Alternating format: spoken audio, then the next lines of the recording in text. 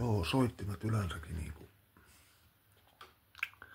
kitarakin sillain, niin mä ajattelin yleensä, että niinku, nyt lähtee silloin kun mä räväytän ja läväytän sähkökitaraa. Se luo semmosen hyvän asenteen päälle, semmosen niinku hurmostilan. Toteaa vaan, että nyt lähtee.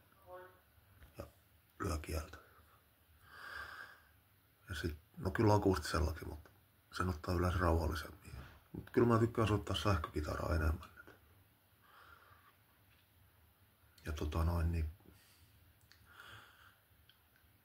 jos sattuu semmonen, että niinku lyö tyhjää kieltä, eli lyö ohi niin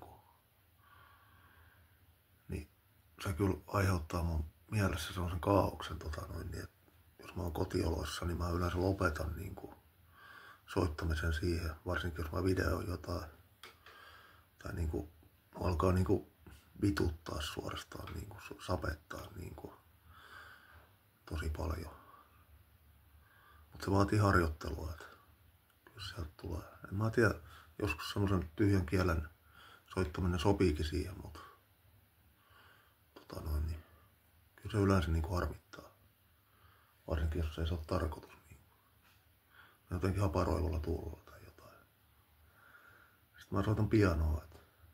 Havaitsin tossa, että osaan soittaa pianoa tollain niinku aika hyvin tai jonkin verran ainakin. Kun oon soittanut jossain sairaalan ei sen tyksin siellä salissa ja siellä on niinku porukka noussut ylös niinku vaan soitellaan jotain klassista siellä antamaan aplodeja suurin piirtein. Sitten mä oon soitellut juhlasaleissa ja tollain noin. Mä soitan aina omalla tyylillä. Sitten mä havaitsin, että ne onkin ihan hyviä.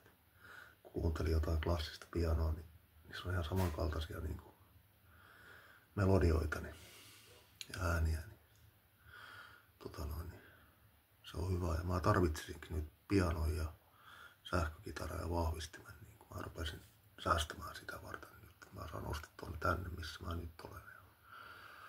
Mutta saan alkaa tehdä kunnolla musiikkia. Et kyllähän tuolla akustisellakin pystyy tekemään musiikkia, mutta kyllä mä oon tehnyt sillä jo akustisella kohta 2 vuotta, niin kyllä se alkaa vähän riapumaan. Et kyllä kaipaan sähkökitaraa ihan mielettömästi ja koskettimia.